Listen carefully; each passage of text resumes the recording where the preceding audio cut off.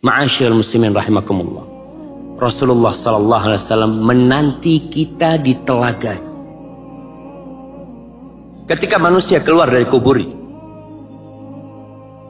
mereka menuju ke padang mahsyar. Kemudian mentari akan mendekat sehingga manusia berkeringat, sebagian tenggelam dalam keringat. Semua tergantung amal perbuatannya. Kita tuh sering bergurau sama sahib kita. Kadangkala kita keluar, sandal kita nggak hilang, sandal sahib hilang. Apa kata kita? Tergantung amalnya. Nah, tergantung amalnya. Betul, semua itu tergantung amalnya. Orang ketika di timbangan tergantung amalnya. Orang ketika di pembagian rapot tergantung amalnya. Orang ketika melewatin sirat tergantung amalnya. Semua tergantung amalnya. Biqadri amali. Memang tidak ada manusia yang masuk surga sebagai pengganti amalannya, nggak ada. Orang masuk surga itu dikarenakan rahmat Allah subhanahu wa ta'ala kepada kita. Karena kita beribadah, kita beramal, itu Allah yang ngasih sama kita. Antum bisa datang ke sini nih, Allah yang menggerakkan hati antum sehingga antum bisa berjalan ke tempat ini. Antum sekarang duduk di tempat ini dalam kondisi berdempet-dempetan, tapi antum sabar. Siapa yang menguatkan hati antum? Allah Jalla Jalaluh. Antum bisa ruku, bisa sujud, antum bisa bersedekah, antum bisa berumrah, bisa berhaji. Siapa yang melakukan semua itu kepada kita? Allah Jalla Jalaluh. Cuma amal ini sebagai sebab. Ketika matahari mendekat, lalu mereka menuju ke haud, telaga. Para ulama berusaha untuk menyusun perjalanan di padang mahsyar itu. Ada khilaf di antara mereka, karena memang susunan tidak ada dari Rasulullah SAW. Tapi mereka menyimpulkan dari hadis-hadis Rasul dikumpulin, kayaknya nih yang pertama itu telaga. Setelah manusia di telaga, mereka menuju ke mizan, timbangan. Setelah dari timbangan baru mereka menuju ke sirat. Mereka meringkasnya dengan ucapan Himis. Himis itu nama kota di Suriah. Semoga Allah membebaskan saudara-saudara kita dari cengkeraman Bashar Assad dan kaum. Haud, mizan, sirat. Nabi SAW mengatakan dalam hadis riwayat Bukhari dan Muslim, Inni faratukum alal haud. Aku mendahului kalian sampai haud. Aku nanti kalian di haud nanti. Man marra aliyya syarib. Yang melewatin aku akan minum. Wa man syariba lam yadhma abadan. Barang siapa yang minum dari telagaku tidak akan pernah haus selama-lamanya. Setelah minum itu perjalanan masih panjang jemaah menuju sirat. Mereka nggak bisa balik lagi ke haud. Mereka langsung menuju ke sirat. Dengan api neraka yang begitu panasnya, orang yang minum dari telaga Rasul SAW tidak akan kehausan selama-lamanya. La yaridanna alayya aqwamun a'rifuhum wa ya'rifuni. Nanti ketika aku menanti di telaga, akan ada orang-orang yang lewat. Mereka kenal aku dan aku kenal mereka. Thumma yuhalu baini wa bainahum. Kemudian tatkala mereka hendak menuju ke telaga, dihalau mereka oleh malaikat-malaikat, dihalau seperti dihalaunya onta-onta liar, onta-onta asing ketika mau minum di telaga orang. Ini onta orang, dihalau, suruh pergi. Lalu aku mengatakan, innahum minni, mereka dari aku, kata Rasul sallallahu alaihi wasallam. Maka para malaikat mengatakan, innaka la tadri ma ahdatsu ba'dak.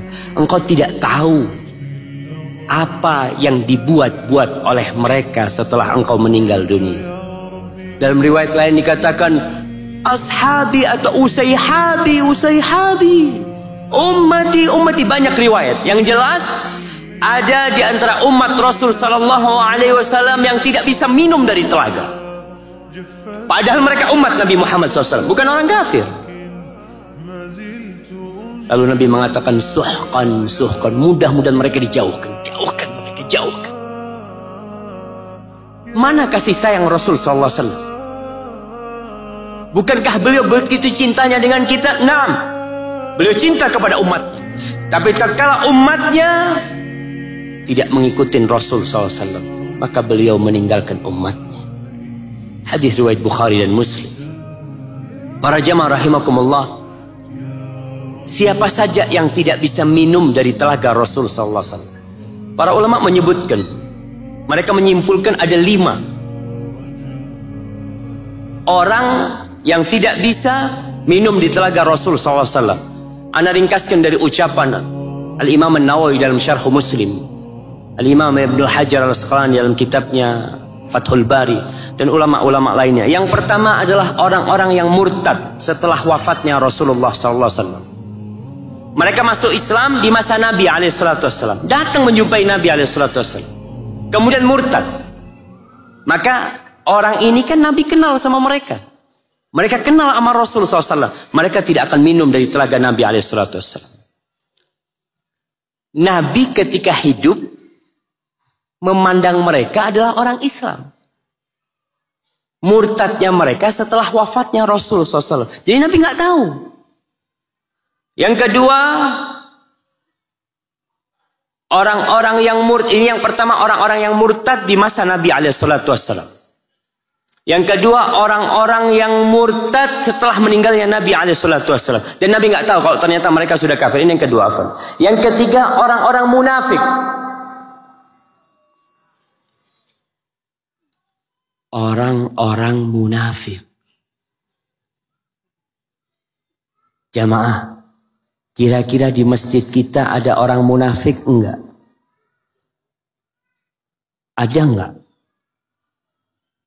Wallahu a'lam. Tapi di masa Rasul sallallahu alaihi wasallam yang berkhutbah di atas mimbar adalah Nabi Muhammad SAW. Yang jadi imam adalah Rasulullah SAW. Makmumnya ada yang munafik. Makmumnya. Kalau di masa Rasul SAW ada orang-orang munafik, apalagi di masa kita. Maka Nabi sering menyebutkan asqalus salati 'alal munafiqin. Ana izin minum dulu jemaah. Bismillah.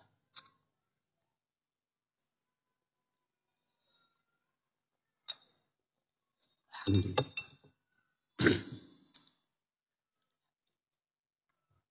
Kata Rasul sallallahu alaihi wasallam, salat yang paling berat buat orang-orang munafik, salat apa? Insyaallah pada angkat tangan semua. Baik, yang paling berat salat Isya dan salat subuh. Maka kalau antum merasa berat salat Isya ke masjid ya, ke masjid, maka antum perlu bertanya, jangan-jangan ana munafik. Subuh ketika orang-orang ke rumah Allah, antum tiduran di rumahnya. Kenapa? Males, capek, hati-hati. Mungkin antum munafik. Allah mengatakan, wa idza qamu ila sholati qamu kusala yura'unan nas. Kata Allah tuh orang-orang munafik kalau sholat males. Sholat dia sholat, bukan nggak sholat. Sholat tapi males. Sholatnya pun riya. Kenapa Isya dan subuh mereka nggak ke masjid? Berat buat mereka karena nggak kelihatan orang. Antum kalau sholat zuhur ke masjid, satu kampung kelihatan antum. Assalamualaikum. Masya Allah. Mau kemana mas? Masjid. Masya Allah. Zuhur, asar banyak yang kelihatan. Maghrib masih remang-remang. Isya udah gelap semua. Apalagi subuh. Di kota-kota besar antum kalau subuh ke masjid, siapa yang ngelihat? Satpam, terus tukang sapu jalan. Itu yang kelihatan antum. Artinya antum nggak kenal sama dia, dia nggak bisa muji antum. Karena semuanya pada dalam rumahnya. Dan termasuk orang yang tidak bisa minum dari telaga Rasul SAW adalah mereka orang-orang munafik yang menampakkan keislaman tapi menyembunyikan kekufuran. Dan tanda-tanda munafik itu banyak sekali. Di antaranya orang-orang munafik itu selalu membela orang kafir.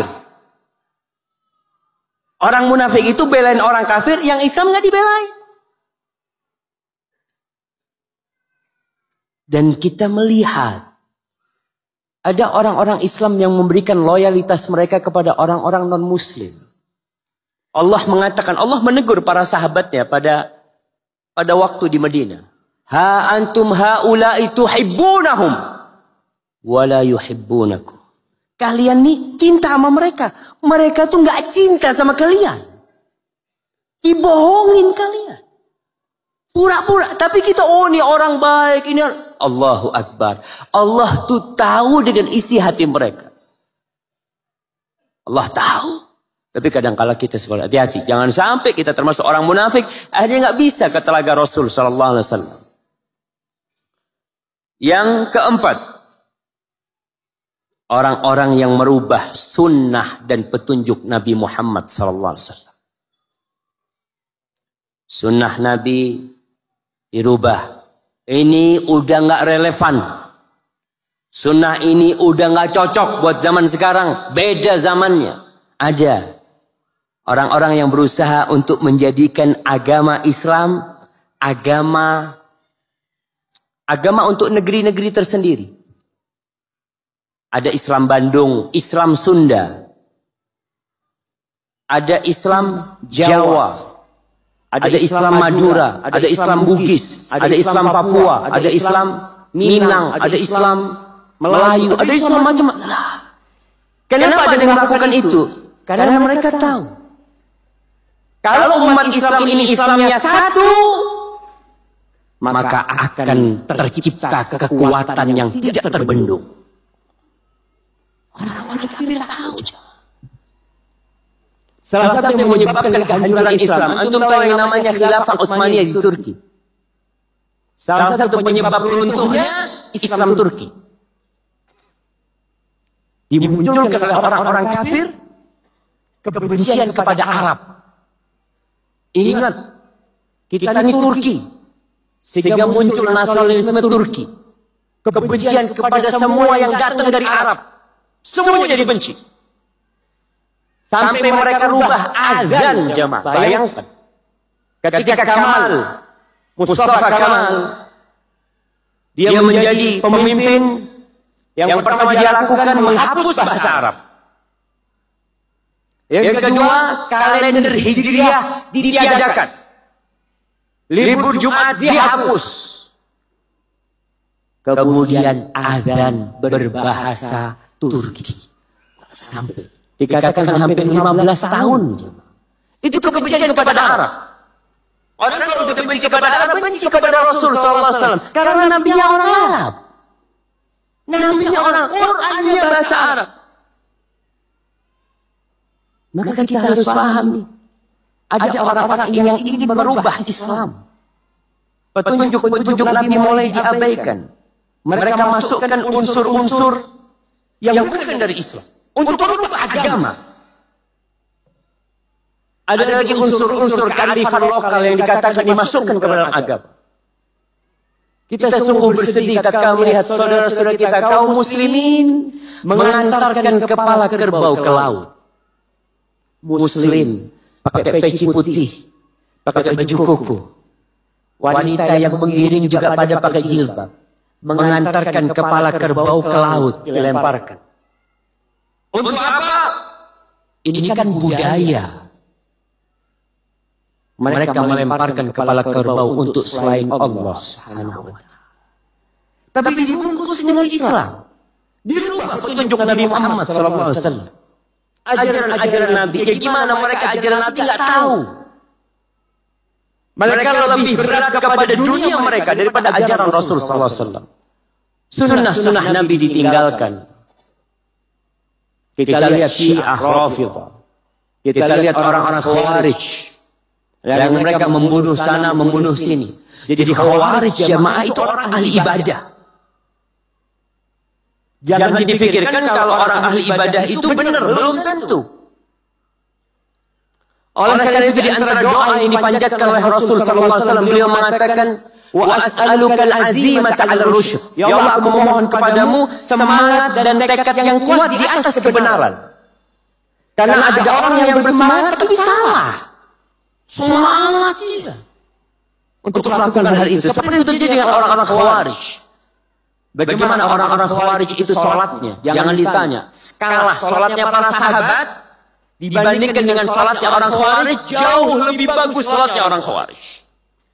Bacaan mereka panjang, puasa mereka baca Quran cuma gak sampai kepada hati mereka, sampai ke kerongkongannya aja. Karena mereka beragama tidak mengikuti sunnah Rasulullah, tidak mengikuti petunjuk Nabi SAW. Orang-orang yang mungkin melakukan teror sana teror sini, kita sungguh bersedih, jemaah. Umat Islam ini dirusak dari luar dan dari dalam. Dari dalam diobok-obok, bagaimana dihancurkan setelah lemah, dari luar diserang. Maka kita harus merapatkan barisan menuju kemana? Menuju sunnah Rasul sallallahu alaihi wasallam. Karena itu jalan keselamatan. Maka orang yang merubah agama Nabi Muhammad SAW, menambahkan, mengurangi karena buat dia nggak cukup, maka dia tidak akan sampai bisa minum di telaga Rasulullah SAW. Yang kelima, yang tidak bisa minum dari telaga Rasulullah SAW. Para ulama, sebagian ulama memasukkan para pelaku dosa besar. Para pelaku dosa besar tidak minum dari telaga Rasulullah SAW. Berdasarkan hadis yang diriwayatkan oleh Imam Ahmad dari Abdullah bin Umar bahwa Rasulullah SAW mengatakan, "Sayakunu alaikum umara."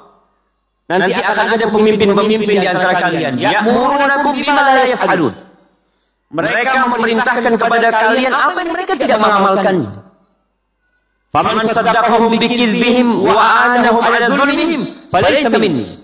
Barang siapa yang percaya sama kebohongan mereka, kebohongan pemimpin-pemimpin ini, dan membantu kezaliman mereka, maka orang ini falaysa minni, bukan dari golonganku, walastu minhu, dan aku bukan dari golongan dia, wala yarida alayya haud, dan dia tidak akan minum, tidak akan datang untuk minum di telagaku, kata Rasul sallallahu alaihi wasallam.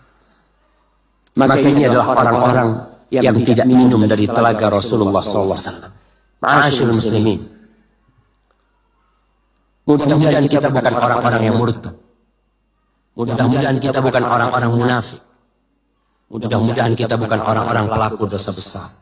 Mudah-mudahan kita orang-orang yang menegakkan sunnah Rasul sallallahu alaihi wasallam.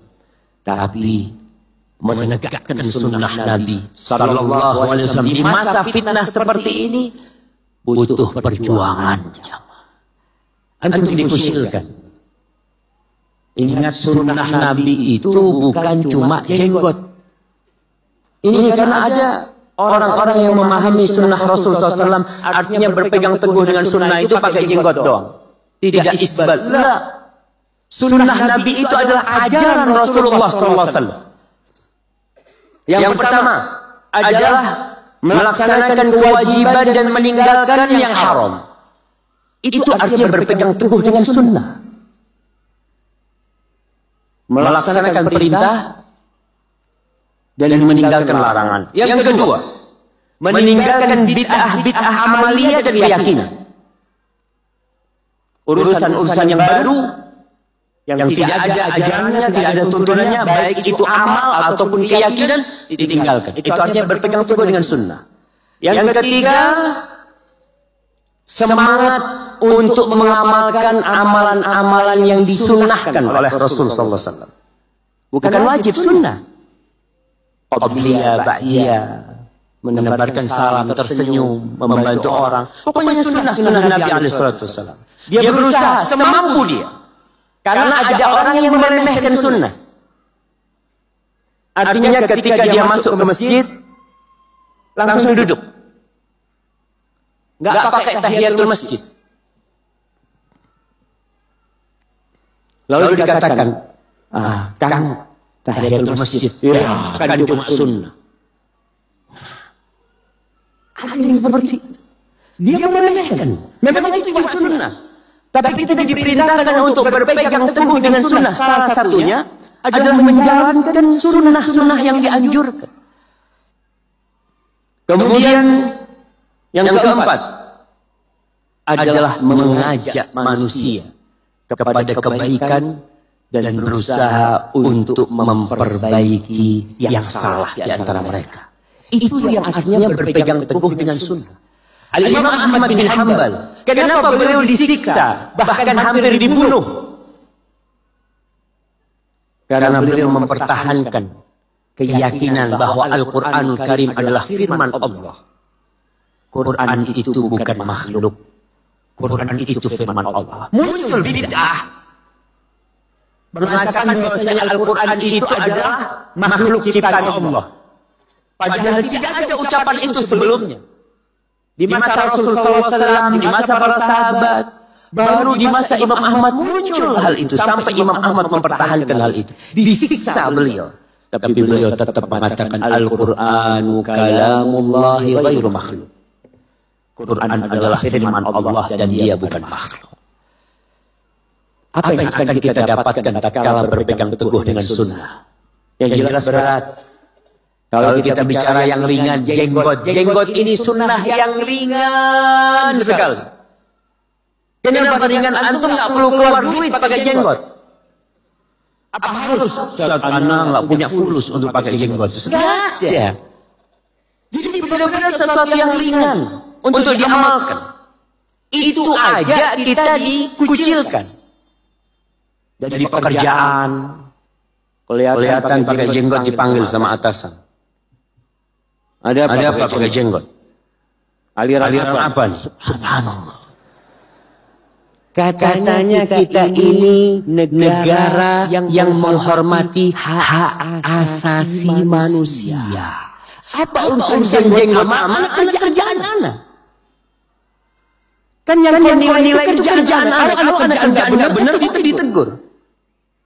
Kalau anak baju anak seragam, anak seharusnya pakai baju putih, anak pakai baju hijau, kau tegur oke. Ini urusan jenggot anak. Mungkin ada orang kenapa alismu kok nyambung? Apa urusanmu alis itu nyambung? Nggak nyambung. Semua kebohongan. Mereka yang berbicara tentang ham, bohong. Kalau sudah berkaitan dengan umat Islam, nggak ada. Tapi kalau dengan Muslim, kenapa? Itulah yang Allah firmankan. Orang-orang Yahudi dan Nasrani tidak akan pernah ridho sampai kalian ikut agama mereka. Kita semua sedang digiring menuju ke sana. Malam ini kita akan melihat umat Islam digiring menuju ke sana. Nggak peduli sama Islam. Nggak peduli sama sunnah Rasulullah SAW. Kita harus berjuang. Tapi perjuangan itu akan terasa ringan kalau antum tahu apa yang akan antum dapatkan. Umpamanya nih, antum duduk kayak gini sambil kakinya ke atas dipegang karena sempit. Tapi kalau antum tahu setiap orang yang pulang nanti akan diampuni dosanya oleh Allah Subhanahu wa taala. Antum akan tenang. Malaikat itu datang ke majelis ilmu untuk menjadi saksi. Dan mereka yang datang di majelis ilmu akan dikatakan kepada mereka, maghfuran lakum, kalian bangun semua. Sudah diampuni dosa kalian. Sampai tatkala Allah mengampuni hamba-hamba yang datang ke majelis ilmu. Allah mengatakan kepada para malaikatnya, "Ushidukum anni ghafartu lahum." Aku jadikan kalian saksi, aku sudah ampuni semua mereka yang datang ke majelis ilmu. Para malaikat bertanya, "Ya Allah, itu ada satu orang yang dia sering nggak ikut kajian, cuma mampir doang. Kan ada orang yang kadang-kala lewat, ada apa rame-rame nih?" Iya. Dia kemudian duduk. Sebenarnya nggak ada dia ikut kajian, nggak ada. Dia duduk. Yang itu pun diampuni dosa. Mereka adalah suatu tatanan masyarakat kelompok yang tidak akan sengsara orang yang duduk bersama mereka. Maka kita siap duduk seperti ini dengan harapan, ya Allah, mudah-mudahan keluar dari sini dosa-dosaku sudah diampuni. Amin. Apakah fadilah merawat yatim sama dengan kita mengangkat anak atau adopsi dari golongan fakir? Enggak, beda. Yatim tetap yang tidak ada ayahnya, itu definisinya. Kalau dia orang susah, ada ayahnya, beda pahalanya. Beda, itu cuma membantu orang. Kalau yatim ini lain. Fadilah-fadilah yang kita sebutkan memang khusus untuk anak yang mati ayahnya. Ini kalau asal mau banyak ini, banyak sekali. Di panti asuhan itu banyak sekali, ratusan. Kalau Ramadan kesian tuh, mereka pada dikumpulin, dibuka puasain rame-rame. Saya pernah dipanggil ceramah selalu, ratusan, berbeda tempat, ratusan yang hadir. Banyak. Kalau mau ini banyak sekali. Dan saya sarankan teman-teman sekalian, saran saya Allahu alam, teman-teman cari panti asuhan terdekat, dekat rumah, tanya aja di mana, tanya sama RT, sama RW, pasti ada, insya Allah ada. Kalau tidak ada panti asuhan, cari tempat rumah anak yatim lah, mungkin ada tetangga kita yang tidak mampu, kemudian kita tanggung tiap bulan, tanggung tiap bulan, misalnya berasnya, berapa sih kilo, berapa, misalnya panti asuhannya ada 200 anak, berapa kilo dibutuhkan beras, oh 100 kilo, baik, dari saya 25 kilo, kita sumbang tiap bulan, udah, tiap bulan kita tinggal kirim beras ke sana, jadi 1/4 dari kebutuhan mereka kita penuhi, sesuai kemampuan, kalau kita bisa penuhi semua, alhamdulillah, jadi rutin, gitu kan, beda pahalanya, orang yang bersedekah karena tiba-tiba ada yang minta dengan orang yang sedekah memprogramkan sedekah itu. Memang sengaja keluar mencari orang miskin, orang susah. Ini lebih besar pahalanya. Jadi kita datang ke tempat anak yatim, masjid, yayasan. Memang setiap bulan kita rutin bantu. Gitu. Makanya beda pahalanya karena kita sengaja keluar mencari sumber pahala itu. Apakah jumlah harta anak yatim boleh diambil, ditentukan jumlahnya misal 1/8 seperti pengelola zakat? Nggak boleh, nggak boleh, sesuai kebutuhan saja, beda. Kalau zakat beda, amil zakat memang bisa karena 8 golongan penerima zakat maka dikatakan 1/8 maksimal, gitu kan? Boleh diambil oleh amil zakat, nggak boleh lebih daripada itu karena memang ada 8 golongan, gitu kan? Tapi ini tidak berlaku pada anak yatim karena anak yatim ini sesuai dengan hajat saja, tidak boleh diambil lebih. Makanya tadi dikatakan illa billati hiya ahsan, kecuali dengan cara yang tepat. Ya. Jadi Allah alam setahu saya tidak boleh. Adakah dosa yang akan diazab apabila seseorang mengambil anak yatim kemudian menelantarkannya? Kalau dia mengambil anak yatim tentu dia bertanggung jawab, gitu kan? Kalau dia menelantarkan sini tergantung apa ini maksudnya menelantarkan. Kalau dia misal contoh anak yatim itu yang diambil, ada pernah kejadian begitu keluarga saya mengambil anak yatim. Gitu kan? Kemudian anak itu rupanya sangat nakal, luar biasa, tidak pernah mau tinggal di rumah, ngacoin rumah itu, gitu kan? Akhirnya sampai dia lari. Waktu dia lari, udah sama keluarga saya udah nggak dicari lagi. Karena dasarnya memang kalau di rumah dia bikin masalah. Nah ini tidak masalah dalam agama. Memang dasarnya berbahaya malah kalau dia tinggal di rumah, gitu kan? Ini ada begini. Dan Allah alam ini juga mungkin kena faktor pendidikan ya. Kalau dari kecil diambil memang dasarnya sudah kalau ambil anak yatim didikan, masukkan di tahfidz Quran, masukkan di pesantren, jadikan orang manusia yang saleh gitu, mestinya begitu. Tapi ini memang saya lihat kelalaian juga ada di situ. Kalau seperti ini tidak masuk dalam melantarkan. Tapi kalau dia ngambil, kemudian memang dia tidak mau urus, gitu kan, malah dijadikan sebagai pembantu, disiksa, ini nggak boleh, haram, berdosa, ini tidak boleh sama sekali. Malah akhirnya unsur-unsur pahala yang dia bisa dapatkan tidak ada, hilang. Bagaimana sikap kita terhadap orang tua yang takaran berbaktinya itu uang. Kalau minta harus dapat, nggak mau tahu duit dari mana. Kalau nggak dapat suka nyumpahin macam-macam. Kalau nggak kasih takut durhaka. Jadi tentu saja tanggapin semampunya, ya, tanggapin semampunya. Kita disuruh bersabar dengan orang tua kita seperti ini, sabar, gitu kan? Tetap walaupun mereka suka mencaci maki, berkata buruk, orang tua kita pun jahat, ya, tetap kita tidak boleh balas kejahatan mereka dengan kejahatan, tidak boleh. Tetap kita disuruh berkata baik. Wa qul lahuma qawlan karima, berkatalah dengan kalam yang karim. Karim itu bukan cuma baik ya, baik, lembut, santun, mengalah, itu semua disuruh ucapkan ke orang tua kita. Memang nggak bisa. Mereka caci maki ya sabarlah, itu cobaannya. Gitu kan? Kalau mau dikasih duit ya sudah, ini kemampuan saya. Dan kita punya hak untuk mengatur takaran, boleh, nggak masalah. Misal gini, gaji kita 1 juta, orang tua kita minta 1 juta, tapi memang harus ada transportasi yang saya keluarkan 300.000 per bulan. Kalau enggak saya nggak bisa kerja.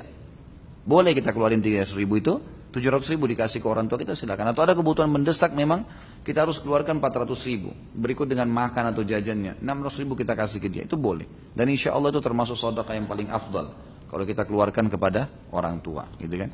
Insya Allah kalau dia ucapkan kata-kata yang tidak benar dan memang Allah tahu dia orang tidak benar, orang tua itu, Allah SWT juga tahu bagaimana tidak spontanitas juga perkataan buruk langsung tiba-tiba Allah ancamkan kepada orang anak yang saleh, itu nggak mungkin, gitu kan. Allah SWT maha adil. Ustaz, apa hukumnya menikahi perempuan hamil dan dia yang menghamilinya sampai punya anak 2, dia belum tahu hukumnya, tapi anak yang kedua lahir setelah ijab kabul. Sekarang ingin bertobat dan memperbaiki diri, apakah harus melakukan ijab kabul lagi? Mohon nasihatnya. Tentu saja khilaf di antara ulama tentang masalah boleh menikahi wanita hamil. Ada pendapat yang mengatakan boleh asal dia yang melakukannya, tapi ini pendapat yang lemah sekali, lemah. Yang paling kuat adalah tidak boleh menikahi wanita hamil. Tidak boleh menikahi wanita hamil, gitu kan? Jadi memang ini pendapat yang jelas dalam hadis Nabi SAW, tidak boleh menikahi wanita hamil. Ada pernah wanita datang, kemudian dia hamil di luar nikah, maka Nabi SAW suruh pulang, bukan suruh menikah, suruh pulang, gitu kan? Sampai dia melahirkan anaknya. Jadi memang yang lebih kuat pendapat adalah tidak boleh menikah. Kalau sudah terlanjur terjadi dan berpegang pada pendapat pertama, insya Allah mudah-mudahan Allah kabulkan, gitu kan? Allah kabulkan pernikahannya. Khusus anak anda yang pertama tidak ternisbatkan kepada anda. Yang dari hasil zina nggak ada penisbatan. Misal A nama anaknya dan B. Anak A ini si ayah misalnya C. Si C punya anak A dan B. Anak yang A ini lahir hasil dari zina. Anak yang B hasil setelah ijab kabul. Maka anak yang ternisbatkan kepada dia si B. Si A tidak boleh. Si A terlalu dinisbatkan kepada siapa? Yang dinisbatkan kepada nama yang dinisbatkan kepada Allah. Seperti misalnya namanya, maaf kalau ada yang sama, Ahmad misalnya. Ahmad ini diberikan nama Ahmad bin Abdullah. Abdullah ini siapa? Nggak ada. Hamba Allah, gitu kan? Itu yang dilakukan oleh kerajaan Saudi sekarang bagi anak-anak zina, anak-anak yang tidak jelas dari mana ditemukan di pinggir jalan, orang tuanya buang. Maka diberikan nama Abdullah, Abdurrahman, Abdul Ghafur, nama orang tuanya. Tapi nama ini tidak ada, nisbatkan kepada Allah Subhanahu Wa Taala, gitu kan? Itu yang saya tahu. Anak kedua, insya Allah, ya, nisbatkan kepada anda, nisbatkan kepada anda. Ini yang saya tahu hukum syar'inya, gitu kan? Jadi tidak ada, kalau mau berkembang pada pendapat pertama tadi tidak usah ijab kabul. Kalau pendapat kedua memang dianggap tidak sah, maka dia harusnya ijab kabul kembali. Allahu a'lam. Saya punya uang 50 juta dari utang ke bank. Apakah boleh untuk pembangunan rumah pribadi? Saya kalau uang utang itu berbunga, utang kan tidak boleh berbunga. Saya sudah jelaskan pertemuan yang lalu ya. Berbunga berarti riba. Kalau dia berbunga berarti hukumnya haram, tidak boleh. Dan anda kalau bangun rumah dari situ berarti membangun dari hal yang haram. Dan saya sudah bilang teman-teman sekalian, jangan lampaui kapasitas kita. Banyak orang terlalu memaksakan. Apa sebabnya KPR banyak? Karena orang mau melampaui kapasitasnya. Kenapa sih kalau ngontrak dulu?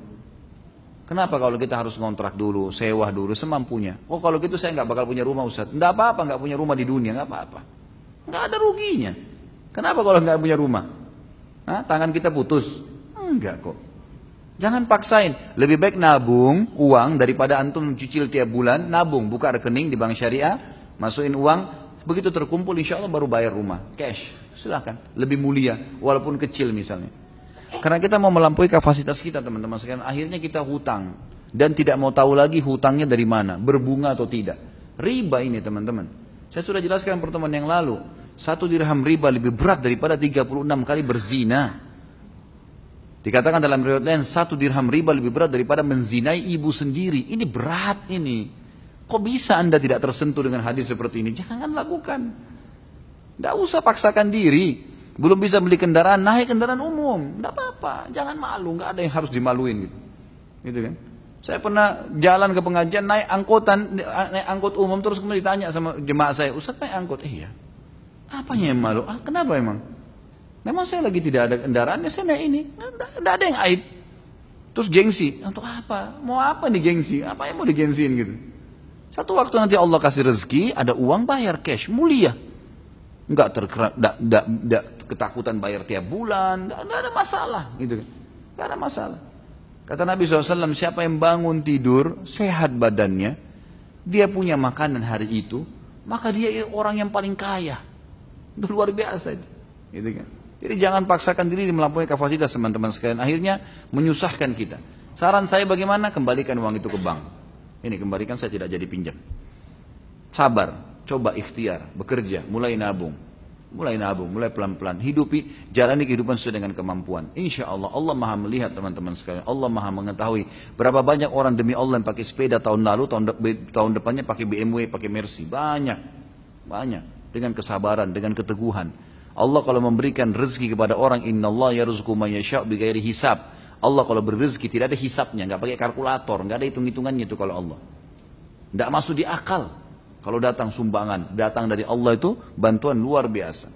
Antum cuma dibutuhkan untuk bertakwa. Itu saja. Coba deh komitmen dalam agama Allah. Kerjakan yang Allah perintahkan wajib atau sunnah dengan khusyuk, dengan benar. Tinggalkan yang Allah haramkan demi Allah untuk diberikan rezeki sama Allah. Banyak contoh lapangan. Sabar. Jangan buru-buru. Jangan lampaui kapasitas. Nggak perlu. Berikanlah satu pernyataan bahwasanya Syekh Muhammad Profesor Dr. Muhammad Uraifi bukan seorang khawarij seperti yang dituduhkan, agar Anda bisa memberitahukan mereka yang menuduh Syekh Arifi sebagai khawarij sehingga mereka bisa faham. Teman-teman sekalian, Dr. Muhammad Uraifi seorang dosen mengajar di Ummul Qura dulunya, dan beliau terkenal seorang dai yang mengikuti sunnah Nabi SAW di Timur Tengah. Akhir-akhir ini beliau karena terbawa dengan arus muslimin yang terdesak di Syria, ya, di Palestina, gitu kan. Banyak umat Islam yang tertindas. Beliau kadang-kadang pernah mengeluarkan statement, kesannya mendukung khawarij, kesannya mendukung kelompok-kelompok yang sedang berjihad, gitu kan. Tapi ini upaya, ijtihad beliau. Ini upaya dari beliau menyampaikan masalah itu teman-teman sekalian. Kalau saya pribadi, untuk apa antum buru-buru menilai orang sementara antum tidak kenal? Ini untuk apa teman-teman? Dapat apa ini, gitu kan? Ini si fulan, ada orang bicara nih, oh kita ikut-ikutan ngomong, dapat apa antum? Kalau tidak benar gimana? Coba, bagaimana caranya antum minta maaf? Saya selalu nasihati teman-teman, Allahu alam, ini sebatas ilmu saya. Saya pribadi paling tidak mau bicara masalah orang. Berbahaya sekali itu bicara masalah orang, karena kalau kita benar, ya, dan ada padanya aib itu, sudah ghibah namanya. Kalau tidak benar fitnah, bagaimana antum luruskan? Yang boleh dalam Islam, kalau saudara kita salah, datang tanya ke dia. Benar nggak begini? Benar nggak begini? Tanya baik-baik, gitu kan? Hanya itu saja. Teman-teman sekalian, saya sendiri secara pribadi tidak tahu flyer yang disebarin di WhatsApp, saya tidak pernah tahu tuh. Tiba-tiba foto saya sudah ada, tiba-tiba foto banyak dai-dai Indonesia sudah masuk, gitu kan? Saya nggak pernah tahu, sama sekali saya nggak tahu masalah flyer itu. Tiba-tiba tersebar, lalu tersebarlah sekarang Ustadz Khalid tidak jelas manhajnya, ya. Ustadz Khalid ini bergabung sama orang-orang ahli bid'ah, Ustadz Khalid ini begini, begitu. Udahlah, terserah, silakan ngomong. Ya, Allah Subhanahu wa taala ada. Kalau Anda telepon ke saya tanya, Khalid Basalama, benar nggak seperti ini? Konfirmasi, tabayun, saya jelaskan. Ini enggak main panas di media sosial, main begini, macam-macam cacian. Sudahlah, silahkan. Fadal gitu. Bebas-bebas saja kok. Tapi semua ada hisapnya, teman-teman sekalian. Kita di dunia seperti masuk supermarket. Semua orang boleh ambil produk yang dia mau, tapi harus melalui kasir. Jelas. Kasir nggak bisa dilewatin ditangkap sama satpam mencuri. Harus lewat kasir, ada hisapnya. 1 rupiah pun dihitung. Hati-hati nih. Jangan melahirkan musuh teman-teman sekalian. Untuk apa Anda bermusuhan sama saya atau sama Syekh Muhammad Uraifi atau si fulan atau si fulan? Untuk apa? Apa manfaatnya? Nggak ada manfaatnya. Kalau ada sesuatu yang salah, Nabi SAW mengatakan unsur akhaka zaliman atau mazluman. Tolong saudaramu muslim dalam keadaan dia zalim atau dia terzalimi. Kan begitu. Kalau kata para sahabat, ya Rasulullah, kalau dia terzalimi masuk akal. Kalau dia dizalimi, kalau dia berbuat zalim, kalau dia terzalimi masuk akal kita bantu. Terzalim, gitu kan? Terzalimi. Tapi kalau dia zalim bagaimana? Kata Nabi SAW, engkau luruskan kesalahannya. Zalim nih, jelas-jelas jahat tuh orang. Kita disuruh tolong dia, nasihatin dia. Apalagi kalau masih belum jelas masalahnya apa, gitu kan? Macam-macam tersebar, istilah-istilah tersebar. Saya sih tidak pernah mau ikutin ya. Orang mau nulis apa itu urusan mereka. Fadhal, silahkan. Saya tahu ini majelis ilmu saya sampaikan apa yang saya faham. Kalau ada yang sampaikan kepada saya konfirmasi, luruskan kesalahan saya sangat terbuka. Saya tidak pernah lihat siapa orang itu yang betul muslim, kalau ingatkan kesalahan saya sampaikan. Gitu kan? Itu saja. Syekh Muhammad Uraifi pada saat beliau mau datang, nanti tanggal 17 Januari itu, saya ditelepon, didatangin oleh Syekh Fauzi, salah satu dari Ketua Rabita Alam Islami dulu di Jakarta. Beliau punya proyek-proyek di Indonesia ini, dan proyek sosial Masya Allah yang sangat bagus. Datang minta, Ustaz Khalid Basalama bisa jadi penterjemah nggak? Kalau penterjemah insya Allah bisa. Penterjemah. Ilmu yang mau disampaikan tentang masalah umat Islam, supaya mereka bersatu. Baik, fadhal. Berjalan waktu saya tidak pernah tahu nih, sudah bicara sama siapa, tiba-tiba minggu lalu saya temukan sudah ada flyer tersebar, dipasang foto, saya narasumber, gitu kan. Macam-macam sudah. Kemudian tanggapan dari orang banyak sekali yang saya tidak tahu sudah, kemana-mana bahasannya. Akhirnya ada mereka sendiri saling bantah-membantah, terakhir ada perkataan Syekh Saleh Fauzan yang pada saat ditelepon ditanya, bagaimana sih kita bisa nggak dengar dari Syekh Muhammad Uraifi? Kata beliau, dengar yang bermanfaat, tinggalkan yang tidak bermanfaat, gitu kan? Saya juga bukan orang bodoh untuk sembarangan menerima penawaran orang diminta terjemahkan. Kalau ada yang salah tentu saya ingatkan, salah ini nggak boleh Syekh. Saya juga niat memang sebenarnya mau konfirmasi kepada beliau secara langsung. Awalnya begitu, gitu kan? Tapi saya tidak pernah tahu teman-teman sekalian dari mana flyer itu tersebar, kemudian dipasang foto-foto, narasumber, bahkan teman-teman Wesal TV dipasang di situ. Saya tanya, saya konfirmasi ke dirutnya, kepada pengawas umumnya, ini dari mana kok ada nama antum dipasang di sini? Oh kami juga nggak tahu Ustaz. Nggak ada yang tahu, gitu kan? Kok bisa dipasang logonya, kok bisa dipasang foto dan macam-macam sudah.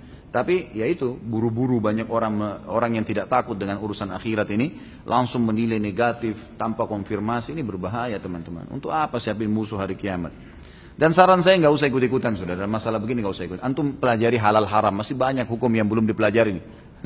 Masih banyak masalah rumah tangga, masalah warisan, masih banyak, nggak usah repot-repot ini. Kalau ada antum dapat ustadz-ustadz yang suka berselisih, jangan diikutin taklimnya. Atau kalau antum hadir, ambil manfaatnya saja. Kalau sudah sampai menghardik orang, menyalahkan orang, teman-teman sekalian, ini bukan majelis ilmu, gitu kan? Dan penuntut ilmu harus bisa membuka diri. Saya demi Allah menerima masukan siapapun. Asal memang itu benar, saya perbaikin. Saya manusia biasa, bisa salah, gitu kan? Saya juga bisa benar, ya tidak selamanya salah. Dan saya juga pada saat mengambil keputusan, saya juga takut dengan akhirat. Ini anehnya nih orang-orang yang menyorot ini, kesannya mereka takut akhirat, saya tidak takut akhirat. Subhanallah. Bagaimana bisa? Wala tuzakku anfusakum. Jangan kalian puji diri kalian. Ya. Huwa alamu liman ittaqa. Allah lebih tahu siapa yang lebih bertakwa. Kan gitu. Jadi saran saya nggak usah, akhi. Yang bertanya pun nggak usah repot-repot. Harus membalas, nggak usah repot-repot. Udahlah. Kan? Waja'alna limahlikihim mau'ida. Dalam sebuah ayat dikatakan, setiap orang melakukan satu perbuatan ada mau'idnya, ada saatnya akan selesai masalah itu. Ada saatnya akan selesai. Dari mana mulai berzikir? Apakah urutannya dari jari kelingking atau dari jari jempol? Dan urutannya apakah dari atas ke bawah atau dari bawah ke atas? Allahu a'lam. Saya tidak tahu, yang sebatas ilmu saya. Mungkin memang ada teman-teman asatidah yang tahu ini, mungkin silakan Anda ambil dari mereka-mereka. Tapi yang saya tahu Nabi SAW menggunakan zikir dengan tangan kanan. Masalah urutannya dari mana ini saya tidak pernah temukan. Pribadi, Allahu a'lam. Kalau ada antum temukan Ustaz sampaikan memang dari kelingking dulu, dari telunjuk dulu, berarti itu lebih baik ya, lebih sempurna. Yang saya tahu Nabi SAW menghitung dengan tangan kanan. Dan dalam riwayat ini katakan Nabi SAW selalu menggunakan tangan kanannya untuk kebaikan. Apakah dalam Islam ada ahli tafsir mimpi? Apakah itu dibenarkan dalam Islam? Ada. Takwil mimpi Anda. Kan Allah SWT sebutkan tentang Nabi Yusuf AS di dalam surah Yusuf, masalah takbir mimpi. Dan ada seseorang yang bernama Muhammad bin Sirin. Ayahnya Sirin itu dulu pendeta Nasrani di Irak. Begitu masuk ekspansi Islam di zaman Umar bin Khattab tahun 15 Hijriah, masuk Islam nih ayahnya. Sirin ini masuk Islam, gitu kan? Maka dia dapat anak namanya Muhammad, dikasih nama. Muhammad bin Sirin terkenal ahli takwil mimpi, ahli takwil mimpi. Dan ada bab khusus seperti di Sahih Sunan Nabi Daud, bab khusus takbil mimpi, ada. Dan pernah saya pelajari di tingkat 3 kuliah dulu tentang masalah takwil mimpi, dan ada banyak hadis-hadis Nabi yang berhubungan dengan masalah. Dan memang ada ahlinya. Bahkan ada hadis Nabi SAW yang berbunyi, kalau kalian mimpi jangan ceritakan kecuali kepada ahlinya. Karena akan terjadi seperti apa yang dia takwilkan. Jadi tidak boleh sembarangan. Ya, kalau antum mimpi jangan ceritakan kecuali kepada ahlinya. Itu setahu saya Allah alam ada. Bagaimana Ustaz hukumnya memperkerjakan anak yatim yang memang anak yatim tersebut dalam keadaan miskin, sehingga dari pekerjaannya yang dilakukan anak yatim tersebut mampu membiayai dirinya sendiri? Boleh, nggak masalah. Nggak masalah sama sekali. Kita pekerjakan, dia tidak tinggal di rumah kita lalu kita kasih pekerjaan, Tapi ingat ya, anak yatim ini saya sudah bilang tadi, jangan lupa, belum balik. Kalau misalnya sudah SMA, sudah balik, sudah kuliah, ini bukan anak yatim. Pekerjaan dia yang umumnya membantu orang susah, gitu kan. Jadi nggak boleh salah faham. Kalau setahu saya boleh saja. Kalau memang kita tahu anak yatim ini misal umur baliknya 14 tahun, umur 12 tahun dia sekolah SD sendirian tinggal, dia harus biayai hidupnya. Lebih baik kalau kita tanggung, biayai, gitu kan. Tapi kalau kita anggap dipekerjakan supaya dia belajar, supaya dia dewasa, boleh saja, nggak ada masalah. Insya Allah nggak masalah selama pekerjaan itu halal. Bagaimana hukumnya membatalkan janji menikah dengan seorang wanita non-muslim secara sepihak? Apakah perlu memberikan penjelasan wanita tersebut? Khawatir wanita tersebut menggoda dan sang laki-laki tergoda. Sampaikan saja, kenapa harus tergoda? Sampaikan, maaf saya nggak bisa menikah dengan anda karena ini. Sudah selesai, SMS, WhatsApp, beritakan. Dia telepon nggak usah dijawab. Kenapa harus tergoda? Ini bukan ketemu, duduk, ngobrol berdua, empat mata. Nah, ini yang haram, ini nggak boleh, gitu kan? Apakah anak yang tidak diketahui keberadaan orang tuanya dapat dikatakan yatim? Ada juga anak-anak yang dibuang oleh orang tuanya semenjak kecil karena anak tersebut dari hasil perzinahan. Allahu alam, yang saya tahu definisi yatim memang sangat peka. Kalau ketahuan orang itu betul-betul tidak ada ayahnya, ketahuan maka dikatakan yatim. Kalau dia hanya ditemukan, ini setahu saya ulama tidak mengatakan yatim. Kalau ditemukan ya, seperti anak zina itu bukan anak yatim, bukan anak yatim dia. Dia tidak ada ayahnya memang, tapi bukan ayah meninggal, gitu kan? Ada laki-laki pemilik sperma tapi tidak disebutkan kepada dia. Bagaimana kalau kita ikut suatu pertandingan dengan mengharap hadiah yang telah disediakan panitia, tapi untuk ikut kita membayar uang pendaftaran, apakah ini termasuk judi? Apakah juga termasuk judi meminta makan dan minuman ketika bertanding dengan siapa yang kalah? Dia yang membayar, contoh main catur dan minta minum. Siapa kalah dia yang bayar. Ya. Allahu a'lam, yang saya tahu minimal ini syubhat. Jadi kalau misalnya bertanding lalu minta hadiah dari yang kalah, ini lebih baik dijauhi. Tapi kalau ada panitia mengadakan lomba cerdas cermat, lomba keterampilan, lalu nanti ada hadiahnya, itu boleh, nggak ada masalah. Ya, itu tidak ada masalah. Untuk meningkatkan skill itu tidak ada masalah. Insya Allah itu tidak ada masalah. Tapi kalau sampai tadi dihubungkan seperti yang saya katakan di awal, itu nggak boleh. Sama juga masuk tidak boleh kalau dalam judi, seperti kalau anda belanja di satu mall, dipajang mobil di situ, ini kalau belanja di sini dapat mobil ini. Tapi harus melalui kupon-kupon misalnya. Kuponnya per 100.000 dapat satu kupon. Kalau ada orang kebetulan belanja di situ, kebetulan memang hajatnya, ada supermarket dia beli di situ. Lalu dapat kupon 3, dia tulis diisi sama dia. Boleh kah? Boleh. Nggak apa-apa. Nggak masalah. Tapi kalau dia sengaja membeli barang sampai numpuk-numpuk hanya untuk berharap dapat mobil, itu nggak boleh. Ini peka sekali perbedaannya ya. Akhirnya dia paksakan diri belanja sesuatu yang mungkin dia tidak perlukan, yang penting dapat kupon dan dapat hadiah itu. Ini nggak boleh. Ini nggak boleh. Gitu kan? Tapi kalau dia kebetulan belanja, ikut, dapat, itu nggak masalah. Ya. Bolehkah menjalankan umroh haji bila menggunakan uang pinjaman dari bank? Sama tadi. Janganlah, tidak usah. Ibadah ini akhi. Untuk apa pinjam dari bank? Kecuali Allah alam, saya tidak tahu apa pertimbangannya teman-teman dari perbankan syariah yang sekarang ada program umroh cicil, gitu kan? Itu saya kemarin ketemu sama salah satu praktisi bank syariah, dia mengatakan kami gunakan cara Ustadz, kami datang ke travel, kami tawar travel itu, misal umroh 1.800 US misalnya, umroh reguler 9 hari. Maka kami minta, ya, atas nama perbankan syariah ini, minta kepada travel diberikan diskon. Berapa diskonnya? $200 misalnya. Baik, perbankan mengambil untung $200 itu, lalu dia tawarkan kepada nasabah-nasabahnya dengan harga tetap harga travel $1.800. Caranya konsumen nasabahnya bisa mencicil sampai 12 kali. Dia permudah. Ya, keuntungan yang didapatkan oleh perbankan dari $200 diskon tadi. Apakah ini boleh dalam syariat? Nah, ini memang ada fatwa-fatwa dari majelis-majelis syura ya, yang saya tahu dari yang dibuat oleh teman-teman di bank syariah ini mengatakan boleh, dianggap itu boleh saja. Karena dijadikan sebagai ajang bisnis. Allahu a'lam. Apa hukumnya mencicil atau kredit mobil di salah satu dealer bila memang ada unsur ribanya? Apakah ada alternatif atau solusi lain agar saya dapat membeli mobil untuk keperluan usaha saya? Di mana transportasi dibutuhkan sebagai kendaraan operasional buat usaha saya ini. Sementara saya tidak memiliki dana cash untuk membelinya. Seperti saya bahasakan tadi sama teman-teman sekalian, sabarlah, sabar. gitu kan. Kalau saya pribadi, saya lebih baik begitu. Antum belum bisa beli mobil untuk usaha, ya sudah pakai yang lain lah. Tidak mutlak kok orang pakai mobil Mercy baru kemudian diterima proposalnya. Enggak mutlak. Berapa banyak orang pakai Mercy tapi dusta, gitu kan. Ternyata menipu. Antum modalnya kejujuran. Dan Allah SWT sangat tahu itu. Banyak orang mau jual mobil misalnya. Kemudian dia dusta. Pernah tabrakan enggak? Enggak pernah tabrakan. Batal tuh transaksinya. Dia berpikir supaya laku. Orang itu pulang, enggak telepon-telepon lagi. Sudah.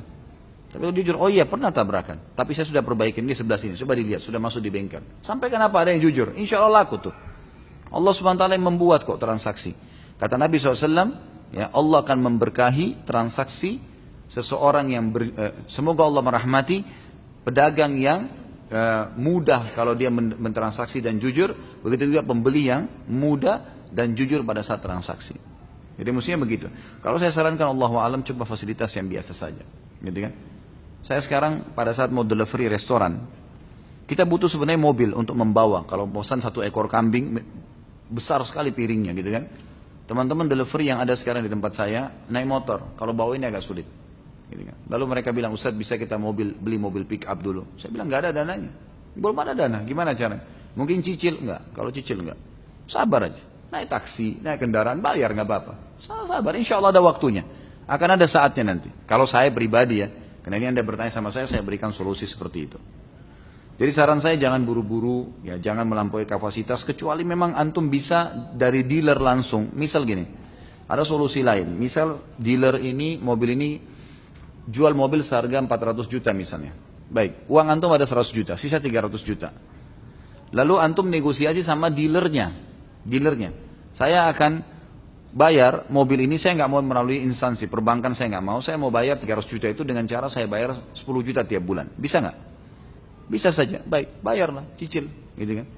Biasanya ada beberapa dealer-dealer itu kalau dia percaya dia akan pegang BPKB-nya, setelah setengah harga dia boleh keluarkan mobil, tapi tidak ada bunga, tetap dengan harga itu. Ini tergantung bagaimana antum melobinya. Ini mungkin termasuk solusi ya, karena tidak ada pelanggaran syar'i di situ.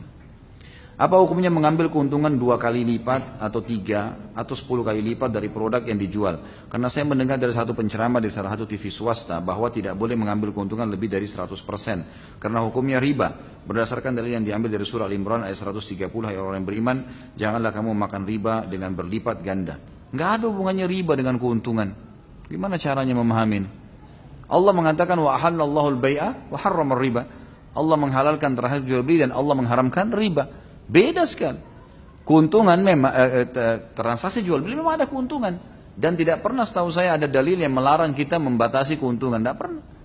Orang beli 1.000 mau jual 100.000, kalau laku silahkan. Nggak ada masalah itu. Kalau dia bilang ada patokan tidak boleh 100%, berarti berapa persen dong? Harus ada patokan. Apapun yang menimpa kita, jangan suudzon dengan Allah.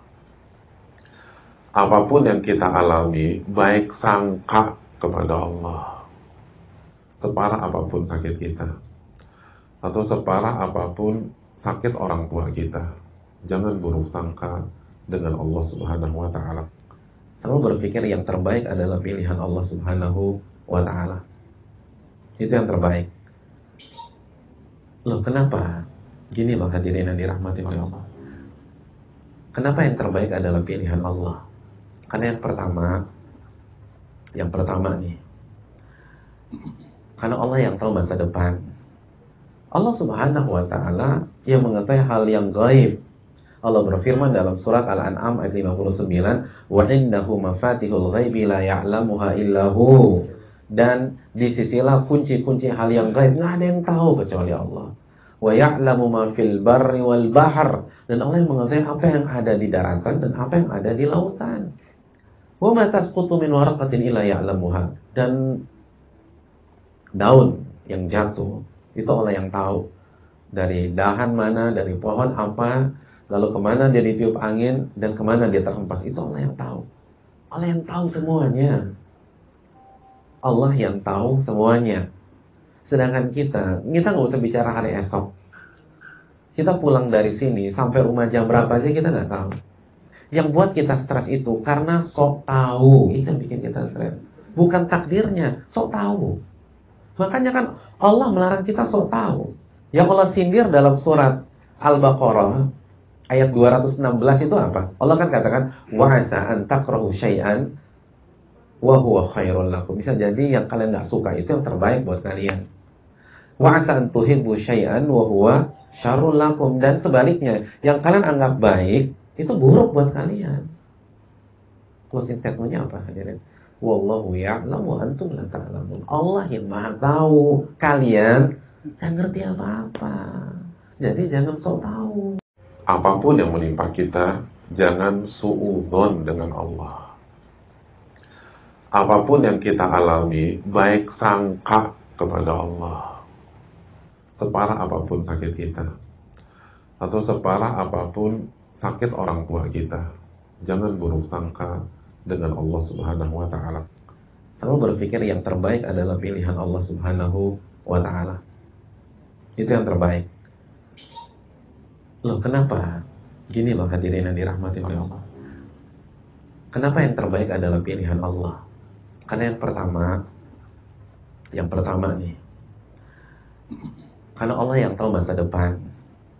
Allah Subhanahu wa Ta'ala yang mengetahui hal yang gaib. Allah berfirman dalam surat Al-An'am ayat 59, wa indahu mafatihul ghaibi la ya'lamuha illahu. Dan di sisilah kunci-kunci hal yang gaib, nggak ada yang tahu kecuali Allah. Wa ya'lamu ma fil barri wal bahr. Dan Allah yang mengetahui apa yang ada di daratan dan apa yang ada di lautan. Wa ma tasqutu min waraqatin illa ya'lamuha. Dan daun yang jatuh itu Allah yang tahu, dari dahan mana, dari pohon apa, lalu kemana dia ditiup angin dan kemana dia terhempas, itu Allah yang tahu. Allah yang tahu semuanya. Allah yang tahu semuanya. Sedangkan kita nggak usah bicara hari esok. Kita pulang dari sini sampai rumah jam berapa aja kita nggak tahu. Yang buat kita stres itu karena sok tahu. Itu yang bikin kita stres. Bukan takdirnya, sok tahu. Makanya kan Allah melarang kita sok tahu. Yang Allah sindir dalam surat Al-Baqarah ayat 216 itu apa? Allah kan katakan wa asa an takrahu syai'an wa huwa khairul lakum. Bisa jadi yang kalian enggak suka itu yang terbaik buat kalian. Wa asa an tuhibbu syai'an wa huwa syarrul lakum, dan sebaliknya, yang kalian anggap baik itu buruk buat kalian. Closing statement-nya apa hadirin? Wallahu ya'lamu wa antum la ta'lamun. Allah yang Maha tahu, kalian enggak ngerti apa-apa.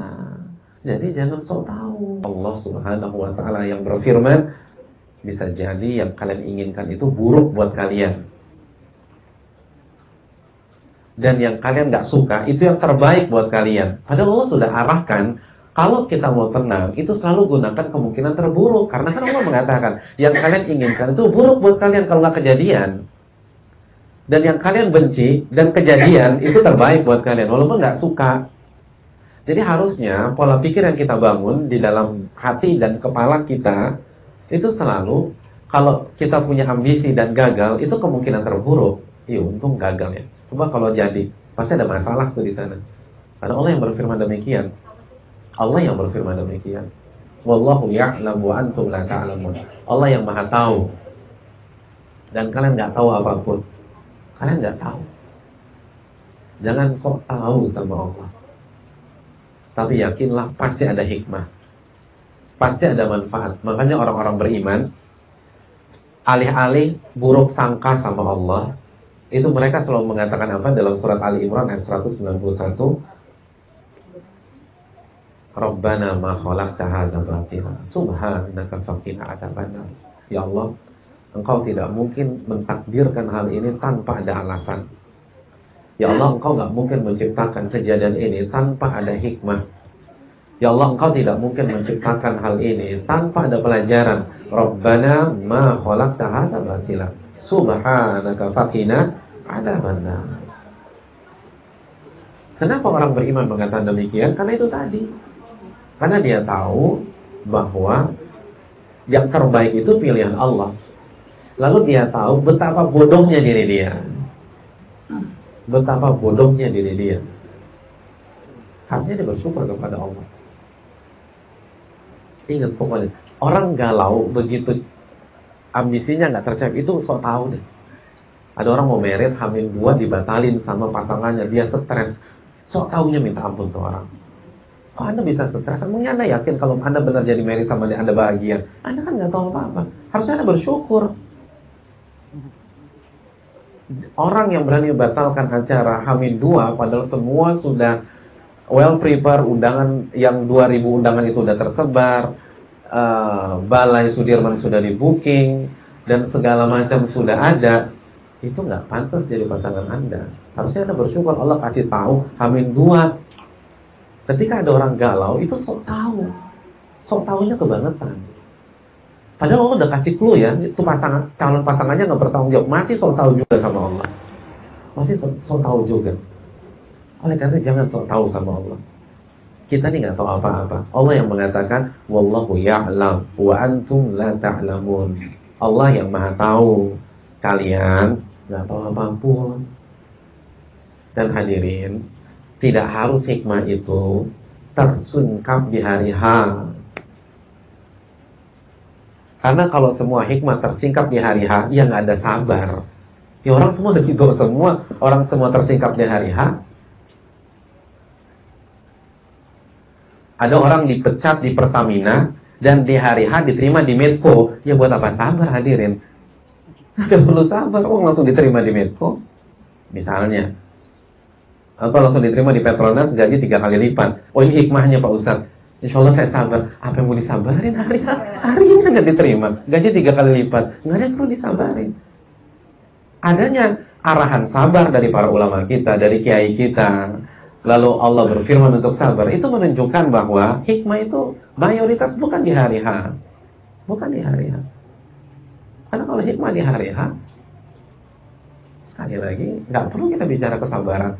Nggak perlu ada dalil-dalil wasta'inu bis-sabri was-shalah, minta pertolongan kepada Allah dengan sabar dengan salat. Al-Baqarah 45. Nggak perlu ada surat Ali Imran ayat 200, ya ayyuhalladzina amanu sabiru wasabiru warabitu wattaqullah.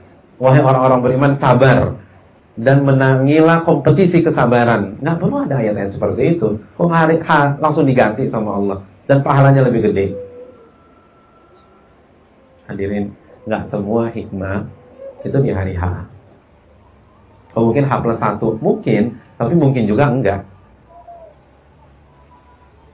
Terkadang kita baru tahu hikmahnya sebulan yang akan datang. Terkadang kita tahu hikmahnya 2 bulan yang akan datang. Terkadang kita tahu hikmahnya 1 tahun yang akan datang, 5 tahun, 7 tahun, 10 tahun, dan seterusnya, kita nggak tahu. Masih ingat kisah Nabi Yusuf alaihissalam?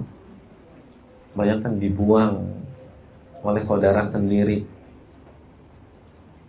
teman sepermainan dan saudara sendiri ngebuang beliau.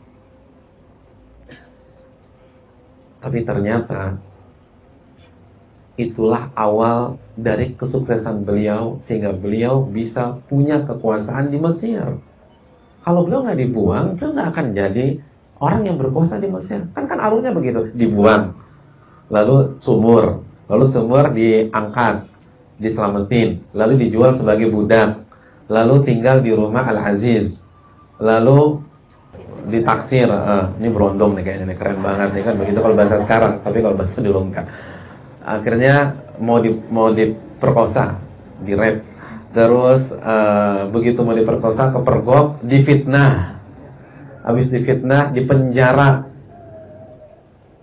Dan penjara, Abdullah bin Abbas mengatakan 12 tahun di penjara. Ad-Dhahhak mengatakan 14 tahun di penjara. Tapi ternyata itu jalur bertemu dengan penguasa. Sehingga beliau tafsirkan mimpinya, lalu beliau dibebaskan dan langsung diberikan jabatan. Puluhan tahun baru tahu hikmahnya hadirin. Lalu beliau bisa berhadapan dengan saudaranya dalam posisi yang sangat elegan. Lalu diboyong semuanya ke istana beliau. Puluhan tahun baru kebuka semuanya. Jadi percaya deh sama Allah Subhanahu wa taala. Jangan sok tahu sama Allah. Kalau kita mau mengerjakan amalan yang begitu istimewa, tapi yang paling mudah kata Nabi ini. Karena kalau ditanya paling mudah lagi, grade-nya udah beda, levelnya udah beda. Ini yang disabdakan Nabi SAW. Jadi hikmah itu bisa jadi 1 tahun lagi baru kita tahu, 5 tahun lagi kita sadar, 10 tahun lagi, oh ternyata gini alur kehidupan saya. Jadi jangan cepat-cepat menjam, jangan jadi sumbu pendek. Jadi orang yang bangkrut hari ini, lalu dia marah-marah hari ini, kesian dia. Dia udah nggak pintar, so tahu, sumbu pendek, nggak dewasa. Anak protes sekarang, padahal kehidupan masih berjalan. Kasih dulu sabar, lihat apa skenario Allah ke depan. Apa yang Allah takdirkan buat Anda? Pasti yang terbaik. Mau buat yang non-muslim aja, Allah kasih yang bagus, kok masa buat muslim enggak? Oleh karena itu sabar. Tenang. Jangan down.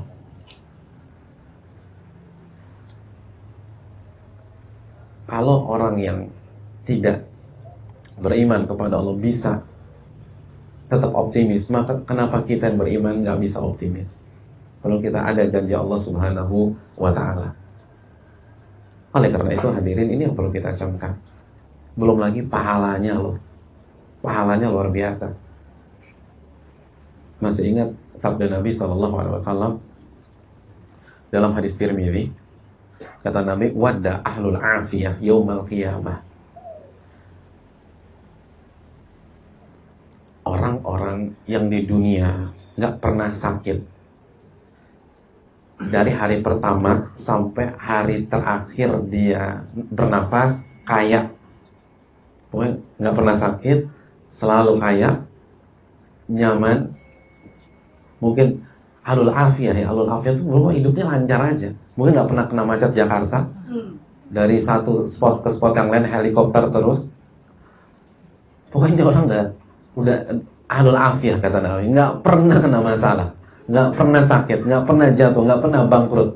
Kalau tender menang terus nih orang, sahamnya naik terus, nggak pernah jatuh kata Nabi SAW. Pada hari kiamat nanti orang yang begini nih, hadisnya riwayat Imam Tirmidzi.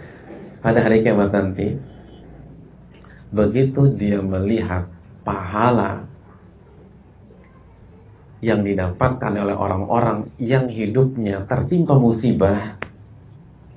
Jadi pada hari kiamat orang-orang yang begini ngelihat temennya yang bangkrut tapi sabar. Terus dia punya saudara C.A. C.4 tapi sabar. Lalu dia punya om misalnya hilang ingatan tapi sabar, tapi tenang, istrinya sabar, lalu dapat pahalanya luar biasa.